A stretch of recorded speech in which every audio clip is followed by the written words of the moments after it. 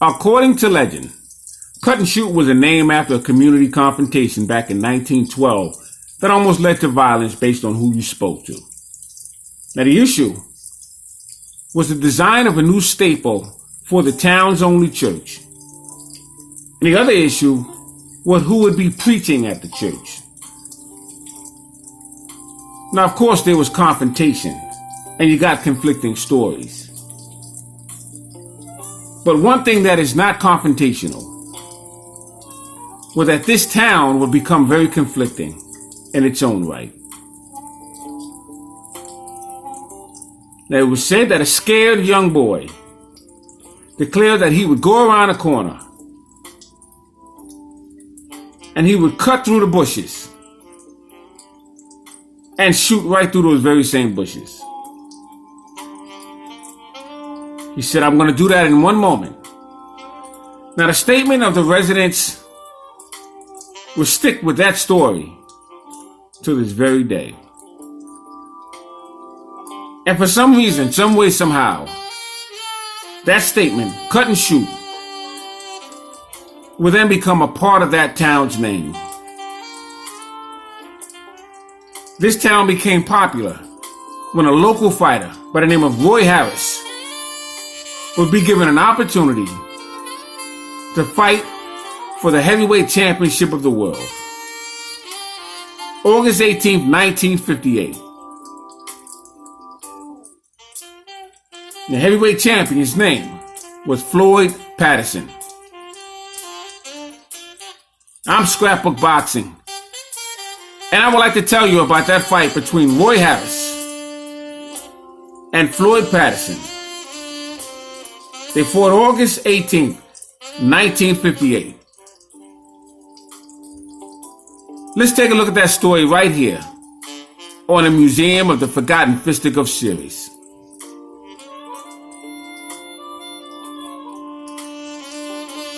Now, born June 29th, 1933, Cut and Shoot, Texas, Roy Harris stood 6 foot and he was an orthodox heavyweight. He wound up becoming a contender after a phenomenal amateur career. He had a 73-inch reach with total professional bouts of 36, 30 wins, 5 losses, and he was stopped 9 times. Now, Harris won the Texas State Heavyweight Championship in 1955.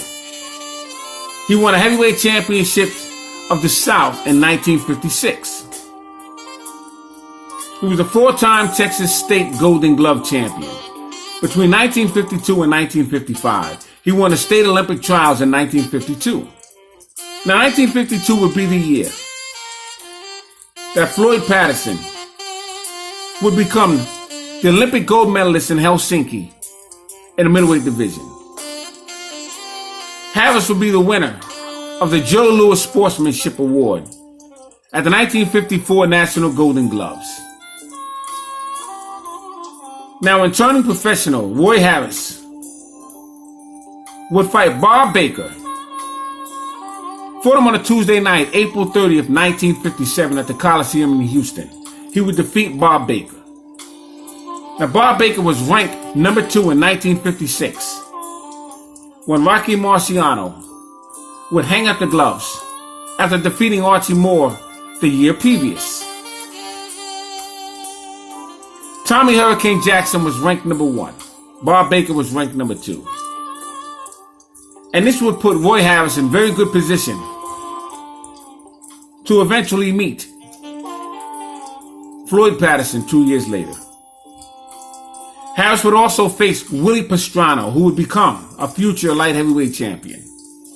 Fought him on a Tuesday night, June 11th, 1958. They would fight and meet each other at Wrigley's Field. Now, he fought Floyd Patterson Monday, August 18th, 1958 at Wrigley's Field as well. But just to move a little further, Roy Harris would also face Charlie Powell, who is known to be one of the greatest athletes of all times. You see, Charlie Powell used to play for the San Francisco 49ers. And he would meet Charlie Powell on a Tuesday night, June 9th, 1959. fought him in Houston, and defeated him in a unanimous decision. Now that opened up a lot of eyes of spectators and media about Roy Harris. Made his town, cut and shoot, very proud. But if that wasn't enough, he'd get in the ring with Joe Bygraves. Now, Joe Bygraves was from Jamaica. Very strong, hard-punching heavyweight.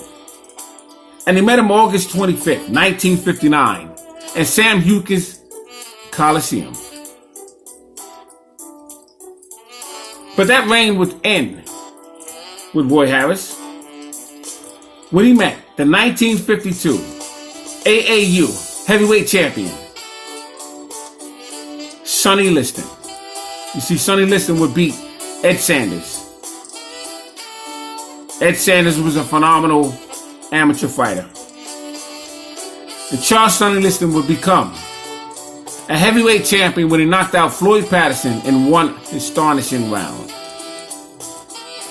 He would give Floyd Patterson a rematch and knock him out in the same round. Now, Cus D'Amato did not want Floyd Patterson facing Sonny Liston. You see, Sonny Liston was a menacing figure. He would be affiliated with the mob. He feared no man. And on April 25th, 1960, at the Sam Houston Coliseum, Charles Sonny Liston would meet Roy Harris, and he would destroy him in one round. But let's go back to August 18th, 1958, at Wrigley's Field, when Roy Harris would have his only attempt at the heavyweight championship of the world, when he would face Floyd Patterson. In order to do that, we must go to Floyd Patterson's scrapbook. That scrapbook is over 1,000 pages, all Floyd Patterson. And I'm willing to share that with you. I'm Scrapbook Boxing, and let's take a look at that career right here on the Museum of the Forgotten Fisticuffs series. Floyd Patterson and Archie Moore would face each other. 1956. Floyd Patterson was elected by Rocky Marciano to fight Archie Moore for his vacant crown. Now, Archie Moore was still the light heavyweight champion. He would win that crown in 1952 when he would defeat Joey Maxim. Floyd Patterson would be ranked number 1 in the light heavyweight division. Tommy Hurricane Jackson was ranked number 1 in 56. Bob Baker was ranked number 2. So Archie Moore and Floyd Patterson would meet for the heavyweight championship of the world in 1956. Now, as you can see here, Floyd Patterson knocks Jimmy Slade clear out of the ring. You see, knocking out opponents was no problem for Floyd Patterson. He did that his entire amateur career. The issue with Floyd Patterson was how successful his jaw would hold up in that division. You see, as an amateur, he was a middleweight. And he would become the heavyweight champion of the world in 1956 by defeating Archie Moore.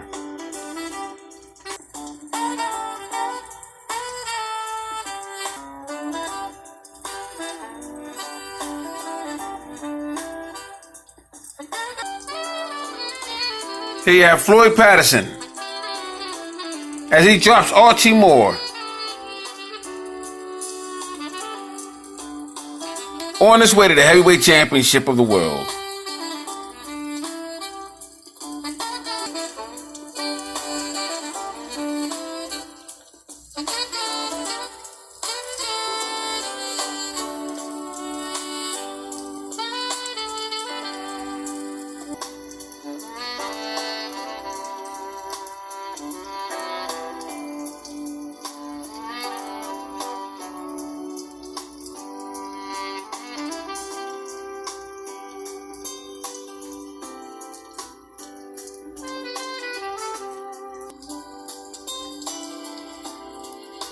Floyd Patterson sends Archie Moore to the canvas and is now the brand new heavyweight champion of the world.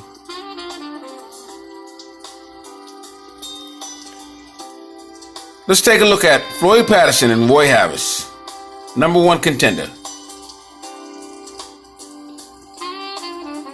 From Cut and Shoot, Texas. Now, Floyd Patterson would become the youngest heavyweight champion up until that point at the age of 21.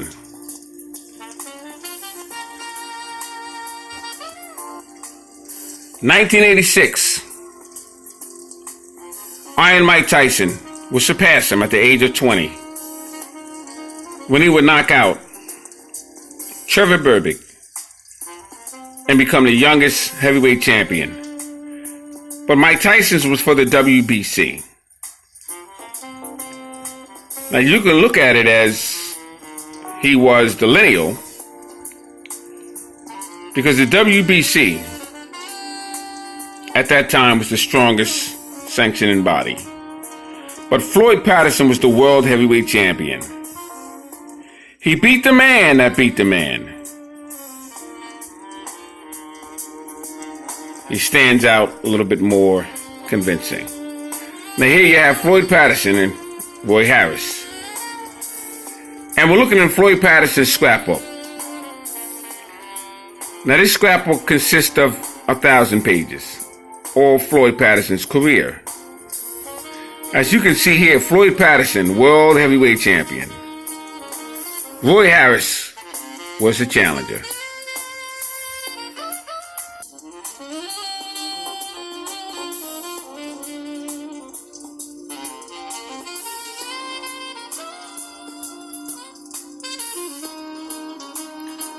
Undefeated Harris, on the other hand, holds up. He holds one trump card, which could upset Patterson, in the Apple card. You see, they're giving Roy Harris a shot because of his amateur career.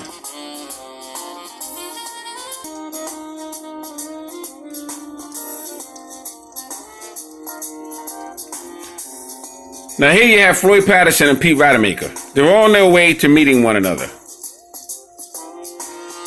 This is some of their fights, climbing up the ladder. You have Floyd Patterson and Tommy Hurricane Jackson. They would face each other in 1956 and 1957.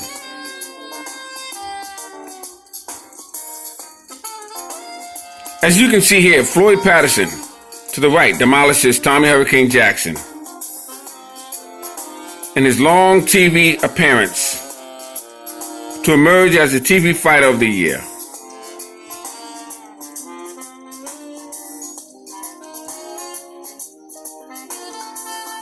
Here you have Roy Harris to your left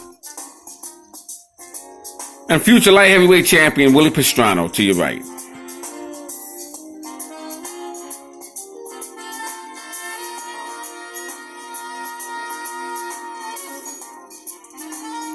In a fight that stuns the experts, Roy left, lands a left hook to the jaw of Willie Pastrano.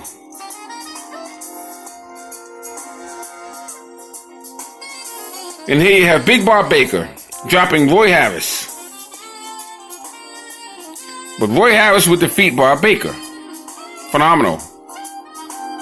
Against tough Bob Baker, Harris had to get off the floor, come back strongly.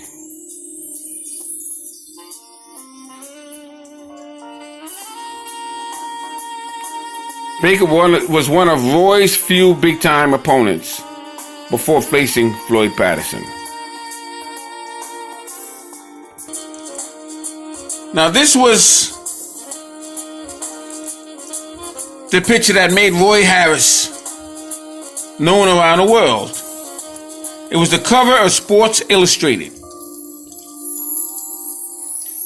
He's there with his Winchester and 2 hunting dogs. You see, there was a lot of flack between Customato and Floyd Patterson facing Roy Harris, because Roy Harris lived in a town where you had the Ku Klux Klan. and that cult was still active. Now, Harris said he had no parts of the Ku Klux Klan, but his dad would walk around with a cowboy hat and boots and shotgun. And his dad was even seen fishing with a member of the Ku Klux Klan. Now, he had articles, The Student versus the Professor. Still studying, Roy Harris, a tough girls loot from cut and shoot, takes on the champion, Floyd Patterson.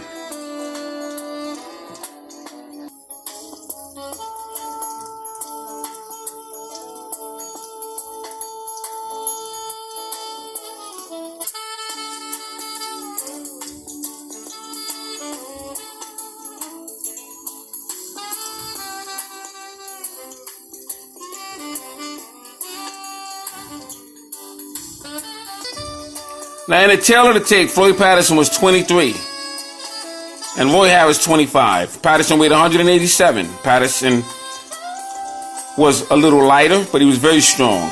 Roy Harris was 192, and they both were 6 feet. Patterson had a 71-inch reach, and Roy Harris had a 73-inch reach.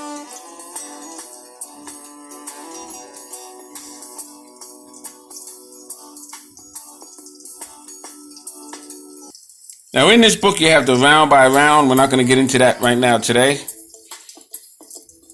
My dad put this entire book together himself. I was shocked when I went to visit him one day. It was done. He did this book in 1 week.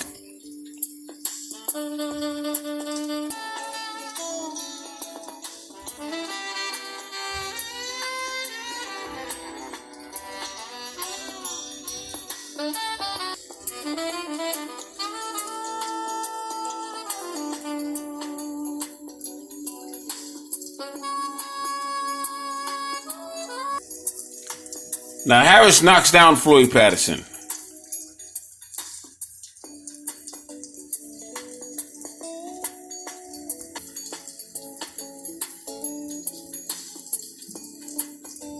The crowd is in an uproar as Patterson struggles to his feet. Floyd wants to be busy. And in this fight he was. Because it was a back and forth battle between these two men. As you can see here, Tuesday, August 19th, 1958, the following day, the Herald Express gives you a total feature of this story.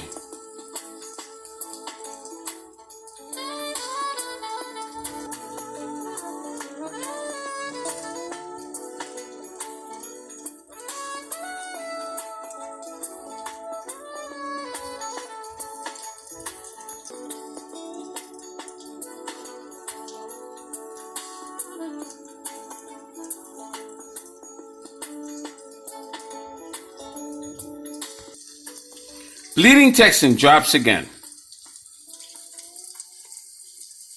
Floyd Patterson would get his revenge.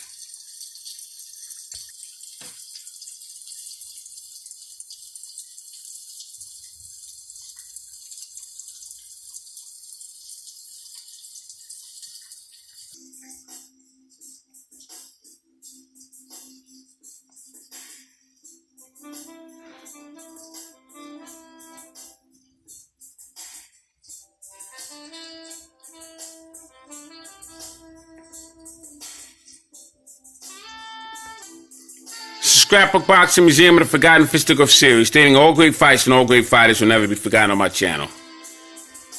Thanks for watching. Floyd Patterson and Roy Harris, August 18th, 1958.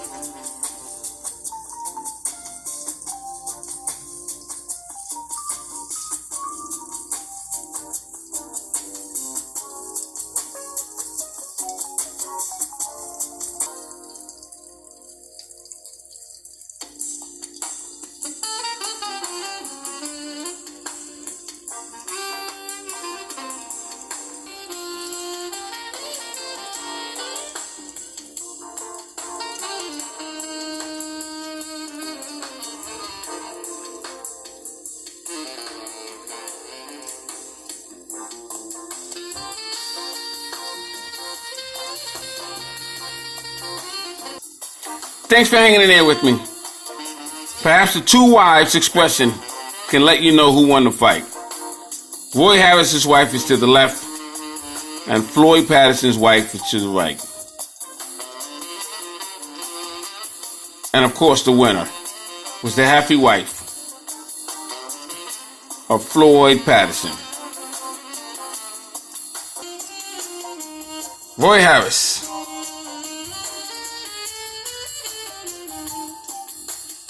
was a contender who gave it a shot from Cut and Shoot, Texas. Salute to my subscribers. Salute to Roy Harris and Floyd Patterson. Salute to my subscribers. All great fights and all great fighters will never be forgotten on my channel. Thanks for hanging in there with me. Until the next video, salute.